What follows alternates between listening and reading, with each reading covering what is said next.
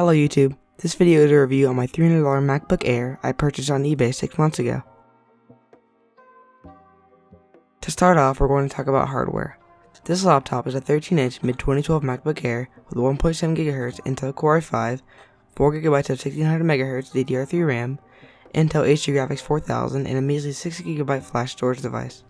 While this hardware is not anything to brag about, it will definitely be good enough for basic use. This MacBook's keyboard feels very nice to type on, and the touchpad is the best one I've ever used on a laptop. The included charger works as expected and charges the MacBook's battery surprisingly fast.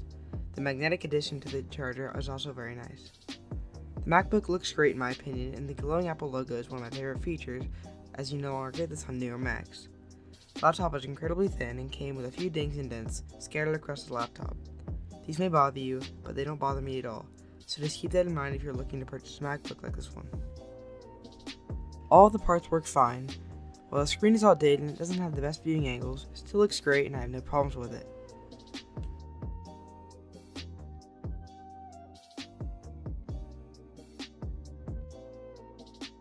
Overall, for doing normal things like browsing the web and watching Netflix or YouTube, this MacBook performs just like any other modern day laptop.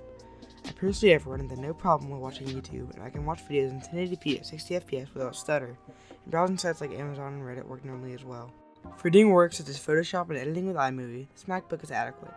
There are many issues with Photoshop, but when editing videos, you may have to lower the resolution because of the old dual-core processor.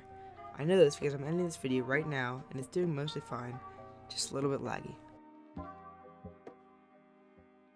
One major problem is battery life. When this computer arrived, the first thing I noticed was that when you looked up at the battery icon, it said service battery. This makes sense as when watching YouTube or Netflix, the battery will last for 2.5 to 3 hours only. Just shopping on Amazon will obviously get you a longer life, but just know that when you're streaming videos, it's better to keep the laptop plugged in.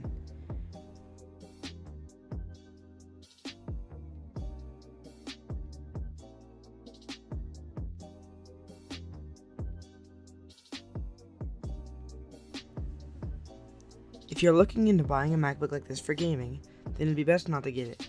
Sure, you can play games like Minecraft, Garry's Mod, Roblox, and most Flash browser games, but if you throw a game like CSGO or Call of Duty at the MacBook, the games are basically unplayable.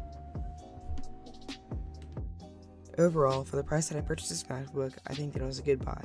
The minor damages and low storage are not the best, but the damages are only physical, and you can easily upgrade to a bigger and faster SSD if you find it necessary. Thank you for watching, and I hope you have a good rest of your day. Bye.